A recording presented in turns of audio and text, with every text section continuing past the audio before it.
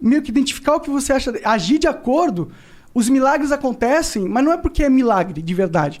É porque vai parecer milagre, tá ligado? Porque você não vai acreditar. Se você não acredita em Deus, você não vai acreditar que é possível as coisas. E aí você passa a acreditar, milagres começam a acontecer. Eu acho que vem disso. Eu não consigo ter essa interpretação mágica. Caralho, pensei que ele fosse chorar. Por um segundo eu imaginei também, mas... Cara, ainda bem... Nesse ponto, cara, eu fico feliz de não ter tido esses 3 anos sabáticos do Monark, que ele ficou lendo e estudando toda essa porra aí. Porque eu sempre... Se alguém me pergunta, eu falo, cara, eu só não sei. Não sei, cara. Mais fácil, né? Eu não sei, eu não pensei o suficiente sobre isso, cara. Mas o ponto que o Monark colocou, é isso que eu tenho dificuldade de acreditar, do lado de cá, né? Porque eu tenho um registro histórico. Por que a gente acredita que Jesus existiu, não é? Porque um monte de gente viu e escreveu sobre esse cara. E por que tu foi convencido? Obrigado pela pergunta. Até me ajudar na cadeira aqui, né? E é isso que eu ia entrar justamente nesse sentido. Cara, eu tenho um relato histórico. Imagina, por exemplo, se eu digo assim, galera, tem uma bomba debaixo da mesa aqui. Tem uma bomba. O que é que você faz alguma coisa com isso? Você averigua se a bomba tá mesmo, ou você confia no que eu tô dizendo. Eita, o Iago é uma fonte confiável, ele não ia dizer isso só de sacanagem, e a gente confia na fonte, né? A gente, quando recebe uma informação, a gente faz alguma coisa com ela, geralmente. Eu tenho um documento. Esse documento foi escrito por alguém, sobre outro alguém, né? Esse documento é o Novo Testamento. Esse Novo Testamento fala que teve um caba que nasceu, viveu, fez um monte de coisa impossível pro ser humano, ressuscitou morto, curou aleijado, pregou o evangelho pros pobres, é o que tá escrito lá, né? E esse cara dizia que era Deus. 4 livros diferentes. É, né? Mateus, Marcos, Lucas e João, né? São os 4 relatos do Evangelho. Que apresentam Jesus de uma perspectiva complementar, mas o Mateus está mais voltado para convencer os judeus, João mais voltado para convencer os gregos, Lucas fala um pouco mais do aspecto dos ensinos de Jesus, Marcos da história de Jesus. Então existe motivos para existirem 4. Representam perspectivas um pouco a públicos diferentes, digamos assim, né? Então a gente tem esses evangelhos dizendo isso. Fora Paulo, fora Pedro, fora os apóstolos que escreveram outras coisas e tal. Um outro documento histórico que cita um Jesus que existiu e tudo mais. Então a gente tem esses relatos. Esses relatos foram escritos para dizer que teve um cara que dizia que era Deus, que ele ia levar os meus pecados, que ia me juntar com Deus, que ia limpar toda a maldade do meu coração. Eu ia continuar sendo um pecador miserável, mas que por causa da justiça dele, eu ia poder ser unido novamente ao Senhor. É isso que o cara disse. O cara morreu e ressuscitou para provar isso. É o que o relato diz. É um relato que, se eu acreditar nele, eu tenho que acreditar que que Jesus é Deus, que Deus é pessoal, esse negócio todo que a gente está conversando. Se eu acredito no relato, como está lá, eu preciso acreditar no cristianismo corrente, né, e ortodoxo. A não ser que eu tente... não, mas o relato talvez não signifique isso. E esse eu acho que é o problema. É mais coerente para mim ser um cristão e crer na Bíblia de forma tradicional, ou ser um ateu, mas achar a Bíblia é falsa. Ponto. Entendeu?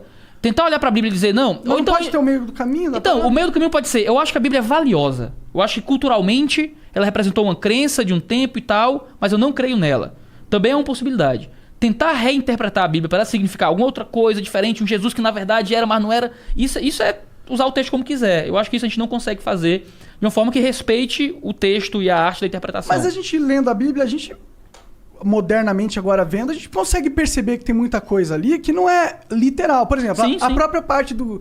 Não sei, é que eu não conheço muito, não sei, mas a parte do camarão lá. Não coma camarão porque isso é uma abominação e tal. Camarão não é uma abominação, tá ligado? Então, dentro das leis judaicas alimentares, né, existiam os animais puros e impuros, e muitos vão argumentar que as leis dietéticas dos judeus eram para proteger de certas doenças e tal. E os animais impuros eram animais que mais comumente davam doenças também.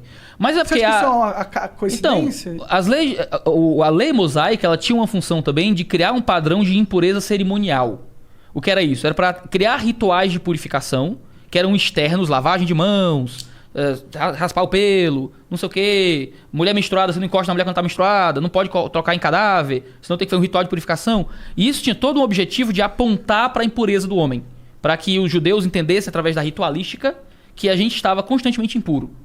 Para quê? Para apontar ao homem a ideia de que ele precisava de que alguém o purificasse, que era justamente o Messias que viria, que seria Cristo e tudo mais. Então, o simbolismo disso tudo, e que muda, hoje a gente pode comer camarão tranquilamente no cristianismo, né?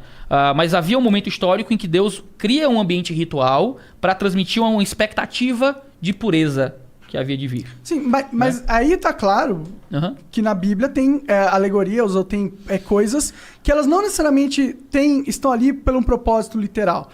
Não é bem uma alegoria porque eles realmente não podiam comer aquilo, sabe? Entendeu? É o que eu quero dizer. Entendi. Há uma literalidade, não, mas talvez alguns pudessem. Há um símbolo em cima daquilo, sim, entendeu? Entendi. Mas eu tava claro que aquele símbolo tá lá pra um propósito maior. de acima. comportamento social, não necessariamente uma parada tipo... Nossa, o camarão ofende a Deus, o que é isso? Não, né? então, não pode... As questões das histórias de Jesus não pode ter algo assim também? Então, quando a gente... coisas que, tipo, estão ali, mas não são realmente aquilo, mas estão ali por causa do contexto da época, era a melhor forma de explicar pra galera, tá ligado? Então, eu consigo concordar com isso quando a gente olha pra questões mais pontuais do Antigo Testamento. Porque o texto já diz isso. Ele deixa claro que é isso muitas vezes. Entendi. Quando a gente olha pro Novo Testamento, a gente já tem um padrão mais global para todos os povos até o fim dos tempos, digamos assim. E que são padrões mais simples, não é? O Novo Testamento não é cheio de ritualística mais, porque a ritualística era uma sombra que apontava para uma coisa mais concreta, que era a nossa maldade diante de Deus, e a gente precisa de uma pureza que provém do poder de Deus em nossa vida. Esse é o relato que está escrito, não é? E a grande pergunta é, tudo bem, as testemunhas disseram isso, mas essas testemunhas são confiáveis? Tudo bem, eu acredito que Pedro acreditava. Eu acredito que Paulo acreditava. Mas essa galera tava doida, era um judeu, foram enganados, sei lá. Só que essa galera não eram só testemunhos confiáveis porque estavam lá e viram isso tudo. Mas a Bíblia foi escrita, na verdade, milhões de anos depois. Não, a gente tem manuscritos do século I.